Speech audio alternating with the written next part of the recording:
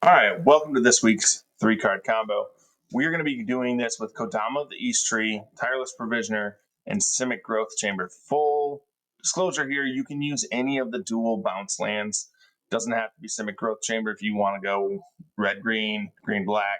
You can do whatever you want here. We're going to do the Simic one. All right, but before we get into it and I explain it, do me a huge favor, hit that subscribe, smash that like. This one is actually really simple. You just need to have Kodama of the East Tree out there and Tireless Provisioner. Kodama of the East Tree is a 6/6/6 cost mono green.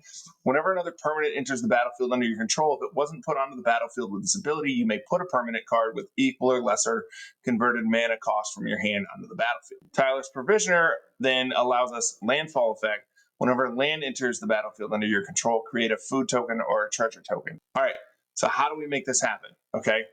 So when Simic Growth Chamber enters, it enters tapped. It's what's referred to as a bounce land. It's going to come back to our hand, or another land has to come back to our hand. All right, so we're just not going to trigger off of Kodama unless you want to. I guess you could. As a bonus, you could lay out another land because it's got to be something with a 0 cost or less. But we're going to start triggering off of what Tireless Provisioner is going to do. Now Simic Growth Chamber is entered. We're going to bounce Simic Growth Chamber back to our hand. It's resolved. Part of it resolving is triggering the landfall effect of Tireless Provisioner. We're going to create either a food or a treasure, whichever one you want. You can honestly create infinite of them, so you can do whatever you want here. And then because that is going to enter and it has a 0 mana cost, we're going to be able to play Simic Growth Chamber from our hand again, triggering the whole thing over again, as long as, again, Kodama can't trigger off of this one, so we don't have to worry about ignoring that trigger or choosing not to do the maze. So Simic's going to return.